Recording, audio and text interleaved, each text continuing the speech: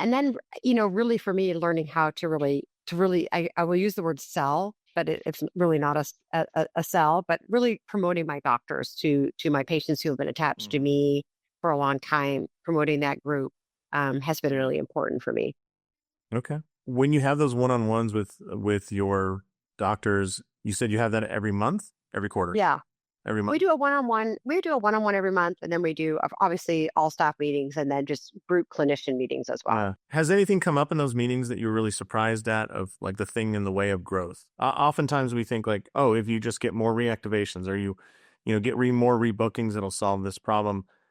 But I certainly have had the experience as an employer of like they admit something, much like a patient talking about their scary symptoms, right? And they're like, hey, it's Mhm. actually this. And I nervous to tell you, but I remember a patient was talking about low back pain and he admitted that 3 nights before, because we always ask about like urinary incontinence and things like that, those red flags. But he said, it's funny, I didn't want to tell you, but I peed my bed like a lot. I didn't even realize it, blah, blah, blah. And you're like, okay, like all we need is an MRI now. Like, like there's no judgment. But that is a different symptom and I want to get you the care you need. And so sometimes I've been surprised by what the limiter was in a employee or team member feeling like they can get to that next level. Sometimes it's emotional support. Sometimes it's, I didn't want you to be angry when I said this, or, like that fear. But have you heard anything in those meetings that was surprising or maybe even embarrassing for you as an owner? Like, oh my God, I can't believe I haven't addressed this before. I would say not really in the way you're speaking of. I think probably what I've been most surprised about because this generation of workers, my docs are young, Hmm. they're are all in their 30s, and their value system is actually much wiser than ours, right? They really value that work life balance. So grinding away on patient visits, lows, reactivation, numbers, numbers, numbers, work harder, get more, like you and I are probably raised to do, it doesn't Hmm. resonate with them, right? And I think one of the Interesting. interesting things that came up for me on one-on-ones was actually during COVID. It came in after COVID, but Yeah. they were reflecting on COVID fondly, the first little bit of COVID when we were all like in shutdown and all this sort of stuff. But what we did when we couldn't see patients is we trained, right? So everyone taught. So we each brought our specialty forward and we trained each other. Oh, Um, okay. yeah, That's through kind of a training cool and clinic. solution. Yeah. Yeah. So, because, I kept everybody employed, obviously. And so someone taught, functional patterning and someone else taught this or someone else taught that. And we did all this unique rehab training. We did, lymphatic drainage, diaphragmatic release. We dove into all Wow. sorts of stuff that not all of us knew. And we loved it. And everyone said, hey, I want to bring that back, which did surprise me, And so now Yeah. we do more pop up trainings consistently in the clinic because we really enjoy it. We'll do like, hey, let's do like one of my docs is like an amazing Olympic weightlifter. So we did like, let's do Olympic weightlifting prep one day. Next week we're Wow. doing a gait assessment, which sounds boring, but it isn't from the guy who does it in my clinic. He's brilliant at it, so Yeah. good at it. It's like, okay, let's make sure everyone's up on gait assessment. And so we really all are learning from each other.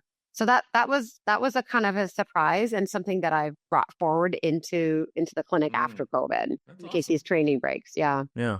What is your like staff meeting and training schedule? So we have one-on-ones once a month with your docs. Is that also with your Yeah. admin staff and your ATCs? My ATCs, I do separately. I don't do it every month.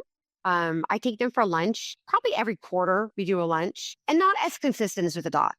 So I'll throw in the all clinician lunches when I really think I've got enough to talk to them about. It's just time to gather and share, and I want the athletic trainers and the docs to share information and talk. More like once a quarter with those. All staff, maybe twice a year, because Mm-hmm. unless I have really relevant information I need to address, because I hate Okay. boring meetings. I don't want to bore my staff with meetings. Yeah. I have a very open door policy. So if there's something they really need, they all know they can walk in and talk to me anyway. Yeah. So, this morning I did a 30-minute billing meeting because there's a bunch of stuff that's come out on some stuff, right? Just these little meetings that are more directive is what I like to do. But yeah, so it's more a pattern of monthly for the docs, quarterly for all clinicians, twice a year for all staff. And then do you have a regular, just general weekly all hands meeting that's like tasks or updates and things like that as well? We have twice daily clinician meetings because Oh, wow. we're working as a group, right? So two of us are treating a client. We have to be up to Mm. date. So it's just a quick huddle. We have about 10, 15 minutes in the morning before we start patient care. So we're going to look through, identify patients that are struggling, maybe Mhm. some new creative ways to get around it. People will share, will think, kind of get programmed for what we're going to do so we flow well. And then we'll do it again at lunch, just before we start with our clients again. We'll just do a Wow. quick huddle because we need to be smooth for the model to work.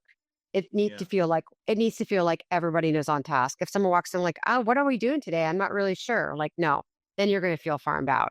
Instead, we're targeted, right? We know what we're doing. We Yeah. have a plan. Everyone's on board. We're changing plans. Maybe we're changing providers. Yeah. Maybe whatever we need to do, we've communicated beforehand. So that's really important for us. Okay. Annie, this has been an enlightening experience about you just casually, talk about how well your staff is trained. And I think it really shows in your patient visits and, your number of patients and just how many lives you changed. Thanks for tuning in to this episode of Trust Driven Insights, brought to you by Trust Driven Care. Imagine a world where all your patient communication is in one place, seamless, effortless, and on autopilot. That's the power of Trust Driven Care. If you're ready to streamline your practice, check out trustdrivencare.com and see what's possible. Trust Driven Insights, real conversations, smarter care, stronger business.